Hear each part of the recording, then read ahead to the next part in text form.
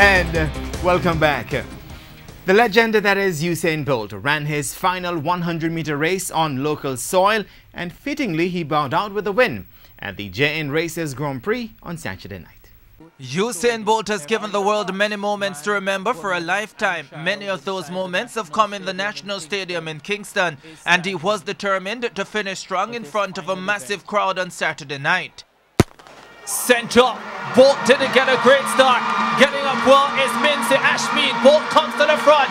Usain Bolt in command of the race. The shining light of world athletics closes his Jamaican chapter.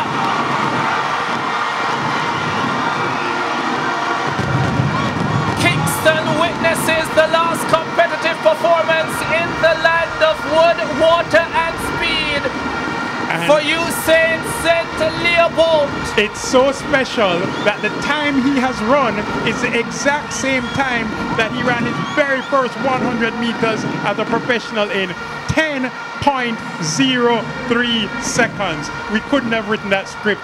After the race, the world's fastest man took a victory lap, then returned to the track and lane 5 where he kissed the finish line before flashing his signature lightning bolt pose for the final time at home in his immaculate career. I don't think I've ever been that nervous running the 100 meters.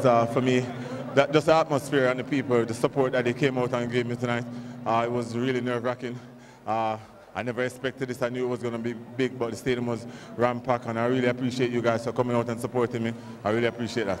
Earlier, Bolt had made a special entrance and was showered with tributes from the top brass of the political sphere, as well as heads of athletics governing bodies at both world and regional levels, and also some of those who entertained in his farewell, like Wade Van Niekerk, who ran a world-leading 19.84 over 200 meters, and David Rudisha, who ended second in the men's 800 meters. A massive honor.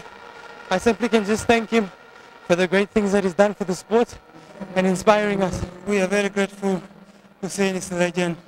He's a great athlete, and we loved him, and we're gonna miss him. You know, he on the track and field, but we wish him well as he retires.